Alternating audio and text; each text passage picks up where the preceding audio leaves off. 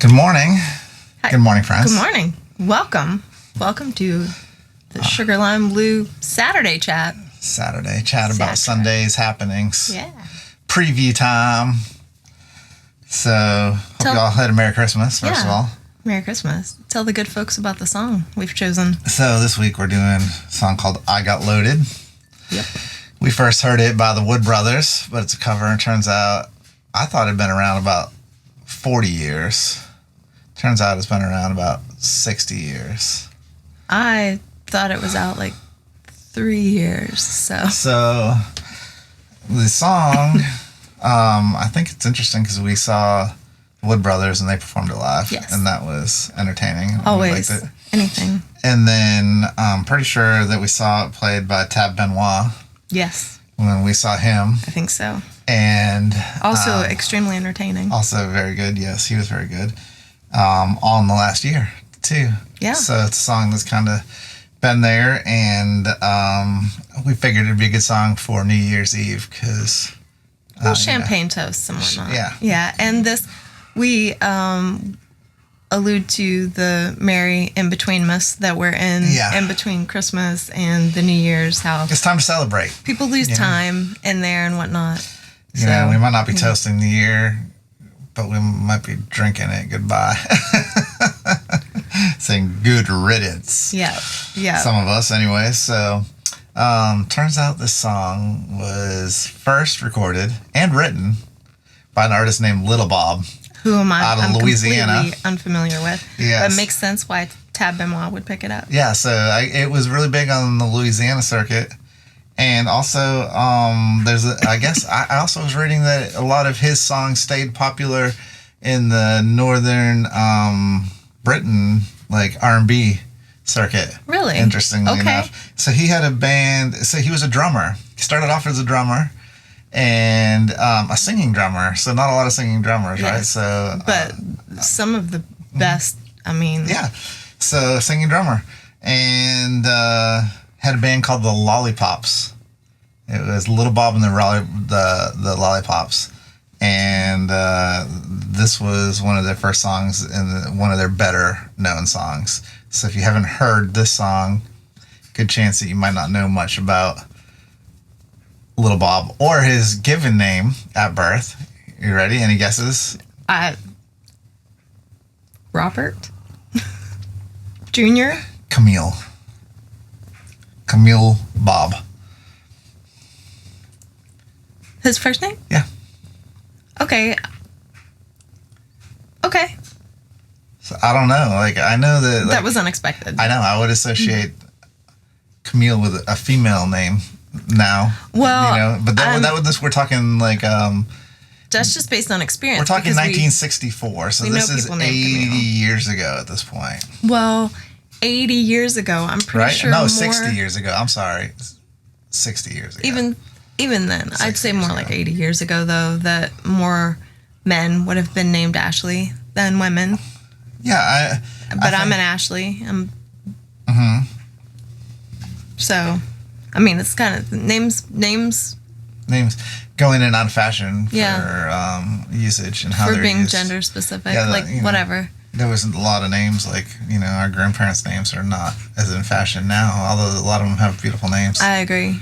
So, yeah, I thought that was very interesting that, the song has been around that long. And I kind of expected that it would be, but hadn't been able to find much information on my limited searches early on. Not much information. I just thought, that it was, I honestly thought it was a Los Lobos song. Mm-hmm. So that's who covered it in 1984, which this was another. I can't even believe they've been around that long. That was a mind blower to me. So yeah. That means that when they actually got kind of big, they were probably had been around for some time. Late 90s, right? I thought that they got bigger in the 90s at some point. Yeah. Yeah, like in mid 90s or late 90s. Because I was thinking late 90s. I didn't know that they had been around that long. So in 1984, the album that it was released on was something to do with the wolf. Like, who's going to save the wolf? Who will survive? Or how will the wolf survive? How will the wolf survive? Yeah.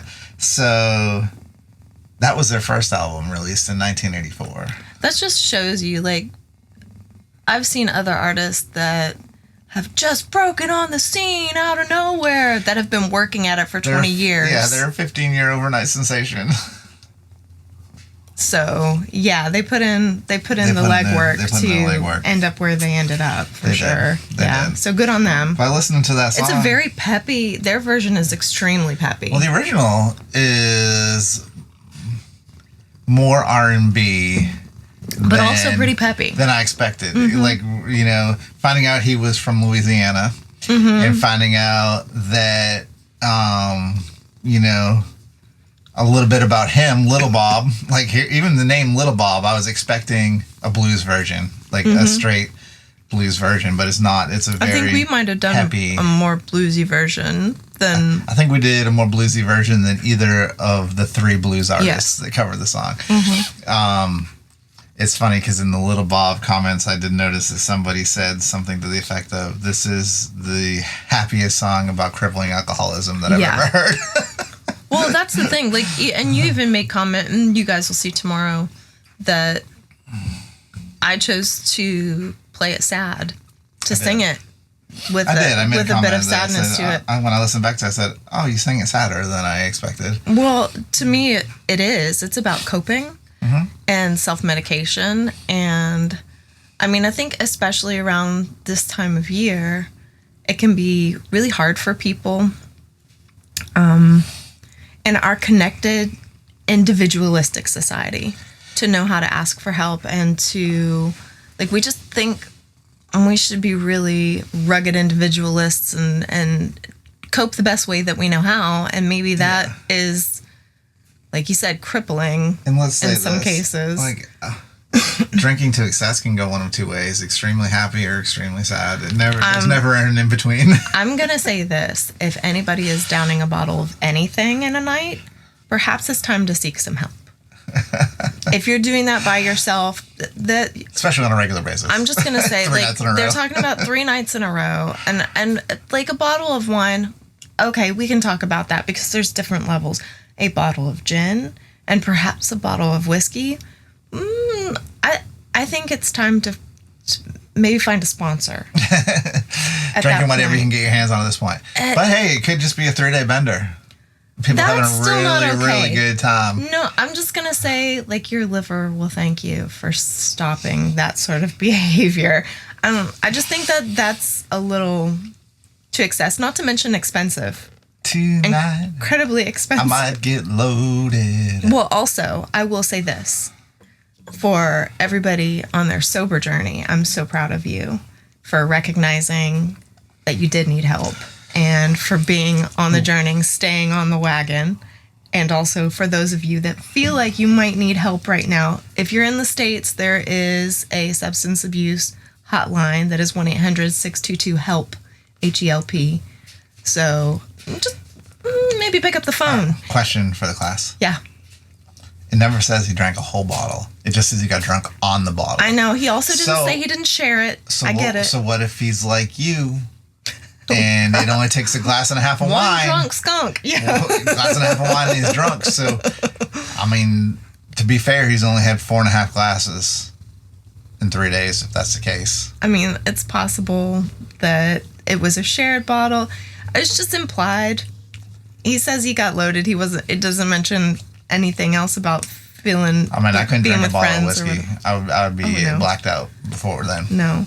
Also, like, saying that he feels all right, but that he's still feeling the need to go back to the bottle. That to me tells me he's trying to self-medicate something. I think it's just a fun song in many ways. Well, also, I thought it was a fun song too, but also because we haven't been feeling particularly all right.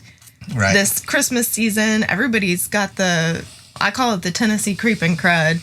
It's just like a upper respiratory thing going around. So we got that Christmas present for the whole family. Speaking of Christmas presents, if you didn't get your SugarLimeBlue merch, you definitely going to want to check out the store because we got a lot of new merch. And it's been going great at the shows. Like, people have been buying it up like hotcakes.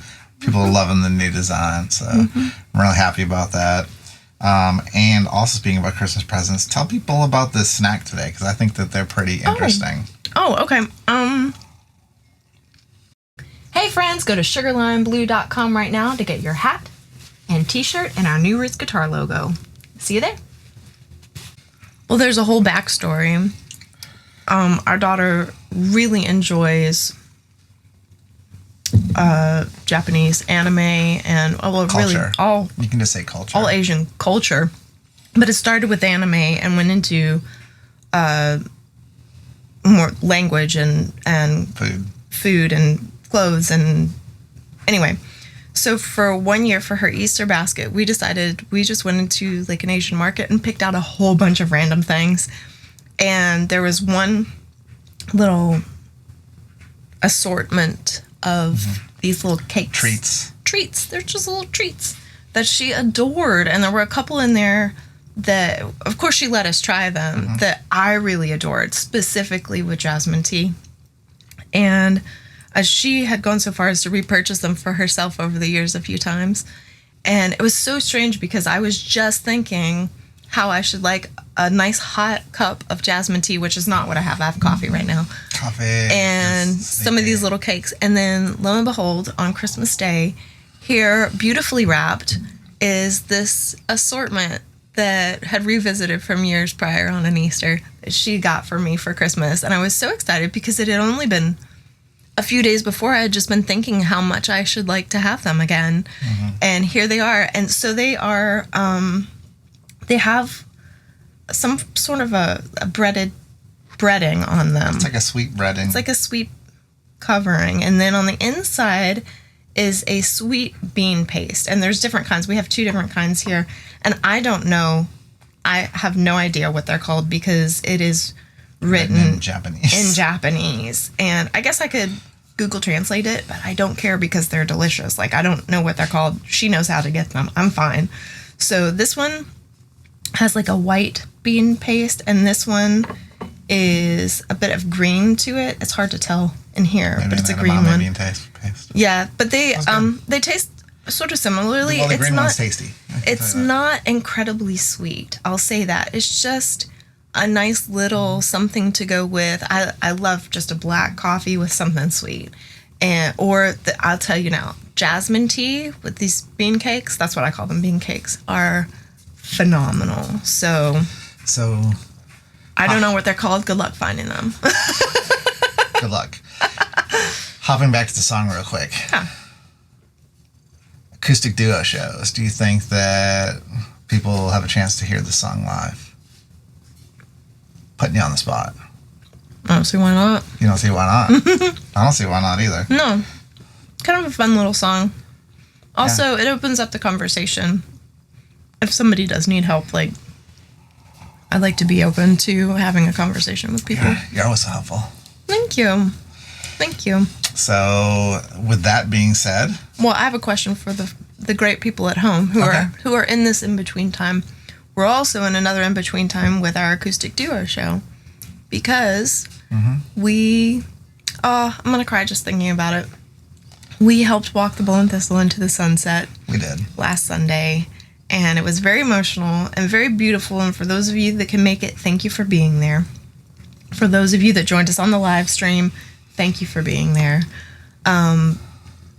So our Sundays are currently freed up. So 2 things we're thinking about doing. The question. Let me pose the question. Okay. 2 questions. I got 2 questions. Would you be interested in joining us for a live stream from the studio on a Sunday instead? Yes. Would you, because here's the thing, like, real talk.